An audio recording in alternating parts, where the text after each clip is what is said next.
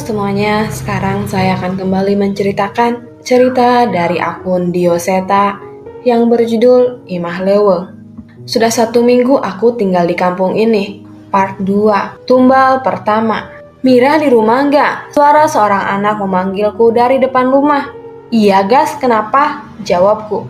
Itu Bagas, satu-satunya teman seumuranku di kampung ini. Beberapa tahun setelah Belanda meninggalkan kampung ini, banyak warga yang memilih untuk meninggalkan kampung dan mencari kesejahteraan dari sebuah negara yang telah merdeka ini. Ke kebun karet yuk, ajak Bagas. Ayo, jawabku dengan semangat. Bu, aku main ke kebun karet dulu ya, pamitku pada ibu. Tanpa menunggu balasan dari ibu, aku berlari menghampiri Bagas dan segera berlari menuju ke kebun karet.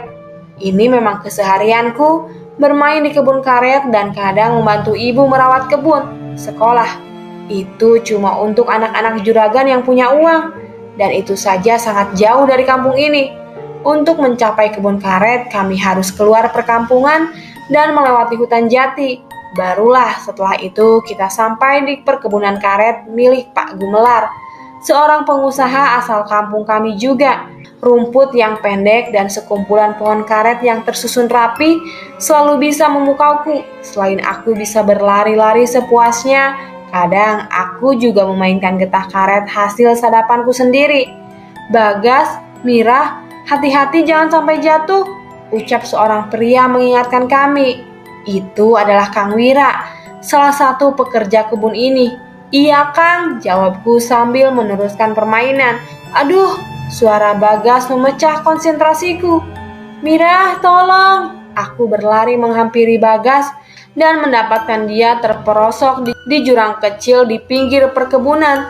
Segera aku mencari galah untuk membantu Bagas keluar dari jurang itu. Memang sedikit lama, tapi akhirnya Bagas bisa naik dengan selamat. Tapi tanpa terasa langit mulai memerah, menandakan sedikit lagi akan semakin gelap. Kami pun bersiap untuk pulang.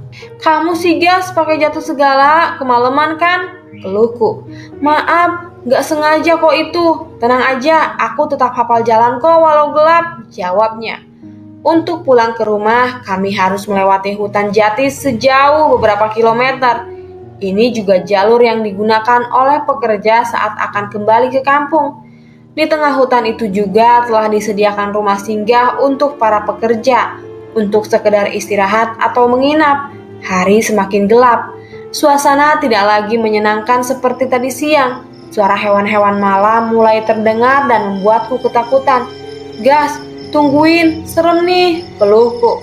Tenang, habis dari sini ada pohon jati besar. Gak jauh dari situ, nanti ada rumah singgah. Di sana pasti ramai, cerita Bagas. Aku menurut saja. Semoga benar apa kata Bagas. Kami semakin masuk ke tengah hutan, semak-semak tinggi mulai mengganggu jalan kami. Namun perkataan Bagas benar, ada sebuah rumah di sana. Sebuah nyala lampu Petromax menerangi teras rumah itu. Kuharap ada orang di sana. Kami menaiki teras dan mengetuk pintu. Punten, teriak Bagas. Namun hanya ada suara angin malam yang berhembus yang terdengar. Punten, aku ikut berteriak. Namun tak ada gunanya. Sepertinya sudah tak ada orang lagi di rumah ini. Angin tiba-tiba tertiup dan aku tak lagi mendengar suara hewan-hewan malam. Nyala api Petromax di teras mendadak hilang dan aku mulai merasa tidak nyaman. Ini ada yang tidak beres, pikirku. Aku menoleh ke arah hutan. Setiap gerakan ranting-ranting di hutan membuatku semakin ketakutan. Mira, itu apa? Ucap Bagas dengan suara yang gemetar. Sosok tangan dengan daging yang sudah tidak utuh mencoba keluar dari dalam tanah tak jauh dari tempat kami berdiri. Sontak aku menangis sejadi-jadinya. Tak hanya satu, tangan itu muncul semakin banyak dari dalam tanah dan mulai mengangkat tubuhnya. Aku tak lagi berani menoleh.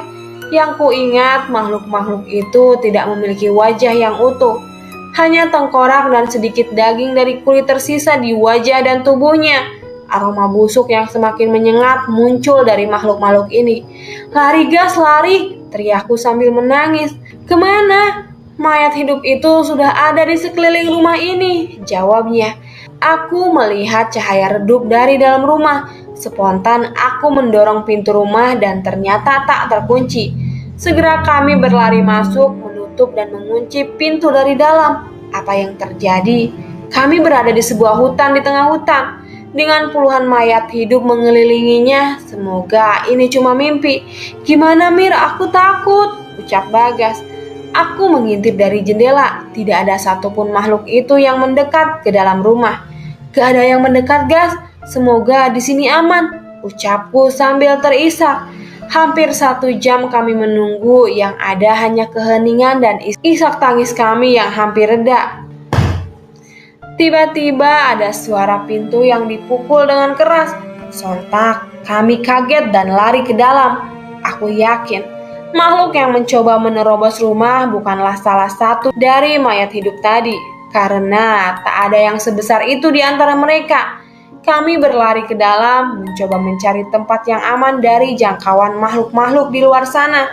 Aku teringat nyala lampu redup yang terlihat dari luar. Tadi ada yang nyala lampu gas. Coba cari, perintahku ke Bagas. Di sana Mir, teriak Bagas sambil menunjuk ke sebuah ruangan dengan nyala lampu yang redup. Aku segera berlari ke sana, berharap akan ada seseorang di sana.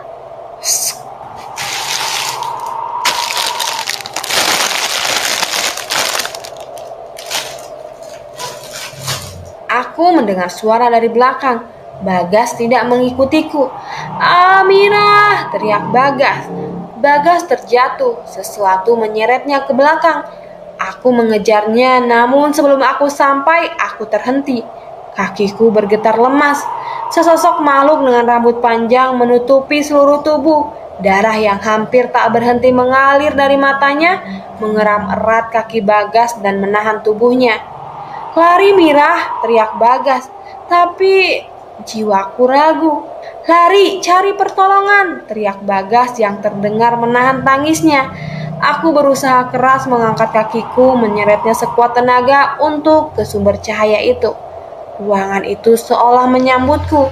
Aku berlari masuk ruangan. Ternyata cahaya itu berasal dari 3 buah lilin. Aku mendekat, namun ada yang aneh di sini. Tidak cuma lilin, ada juga bunga-bunga sesajen dan kemenyan yang sudah dibakar. Aku bingung dan mencoba keluar lagi. Namun belum sempat menoleh, pintu tertutup dengan sendirinya. Sesosok bayangan bergerak, ada orang di belakangku. Sebuah kekuatan besar menahan tubuhku untuk menoleh. Tak satupun bagian tubuhku dapat digerakkan. Aku merasa lemas. Sebuah perkataan terdengar sebelum aku kehilangan kesadaran. Hapunten, ieu mah mangrupikeun pengorbanan anu kuring janji. Tetesan air yang jatuh di wajahku membangkitkan kesadaranku. Aku mencoba mengenali di mana aku saat ini. Hanya hutan dengan pohon-pohon hitam yang berada di sekeliling tempat ini. Terdengar suara raungan mendekat. Aku tak mampu menahan air mataku. Aku meraba ke sekitar, ada tangan seseorang. Aku meraihnya berharap dia menjelaskan di mana aku saat ini. Tolong, ucapku sambil menarik orang di sampingku. Namun, bukan seseorang yang terbangun, melainkan sebuah tangan yang telah terlepas dari tubuhnya. Aku menangis sejadi-jadinya. Makhluk itu pun semakin mendekat. Aku mencoba berdiri, namun makhluk itu berhasil menemukanku. Besar, tangannya menggenggam tubuh manusia yang tak utuh. Seluruh tubuhnya penuh dengan darah yang kurasa berasal dari tubuh-tubuh yang berserakan di sini. Tolong, Bagas, Ibu, teriakku sambil berlari sekuat tenaga. Namun makhluk itu terlalu cepat. Sapuan tangannya menghentikan kakiku hingga aku harus menyeretnya untuk terus berlari. Apa sudah tidak ada harapan lagi, pikirku. Wajah dengan penuh darah, dengan bola mata yang menggantung berhenti tepat di depan wajahku. Tangan besar berayun dan aku tahu itu bermaksud mencabik-cabik tubuhku. Namun sebelum terjadi, sesosok makhluk lain muncul di hadapanku, menahan tangan makhluk besar itu dan menutupi tubuhku. Hei, aku tahu makhluk itu. Sesosok makhluk dengan rambut panjang menutupi seluruh tubuh dan darah yang hampir tak berhenti mengalir dari matanya. Itu makhluk yang menahan Bagas tadi. "Lari!" ucap makhluk itu dengan suara yang mencekam. Aku tidak tahu apa yang terjadi. Yang bisa ku coba hanya berlari, berlari, dan berlari. Namun kali ini tidak hanya pohon hitam yang di sekitarku. Sebuah pohon beringin besar seolah memanggilku ke sana. Aku berlari menuju tempat itu. Namun dari belakang terdengar suara ranting-ranting yang tersapu benda besar. Aku rasa makhluk tadi tidak bisa menahan raksasa ini. Tak perlu menunggu lama, tangan makhluk itu berhasil mencapai tubuhku. Namun aku terus berlari. Aku melihat tubuhku mencapai bayangan pohon beringin itu. Benar, makhluk itu tidak mengejarku lagi. Dia hanya melihatku tanpa berani mendekat. Bahkan hanya untuk kebayangan pohon ini. Seolah kecewa, makhluk itu berteriak, mengamuk, dan mencabik-cabik potongan-potongan tubuh yang masih digenggamnya. Cukup lama sampai akhirnya makhluk itu meninggalkan pohon beringin ini. Aku mencoba kembali berjalan sekedar ingin bersandar di bawah pohon ini, namun ada yang aneh. Aku berjalan, tapi mengapa seolah aku tidak berpindah tempat? Dan mengapa aku bisa melihat tubuhku sendiri tanpa kepala? Hai, aku Mira.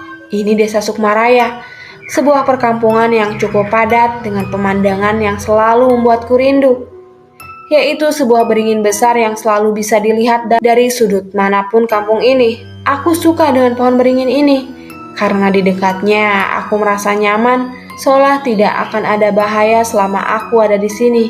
Aku senang di sini. Sebuah sekolah dan asrama dibangun di sini. Jadi, aku bisa melihat anak-anak seumuranku bermain di sini. Tapi hanya beberapa saja yang bertemu denganku, dan tidak banyak yang bisa lama-lama bermain. Mungkin karena aku sedikit berbeda dengan mereka, karena aku harus membawa kepalaku dengan tanganku agar tidak terjatuh. Kesepian? Enggak tuh. Ada seorang teman yang sering mengunjungiku.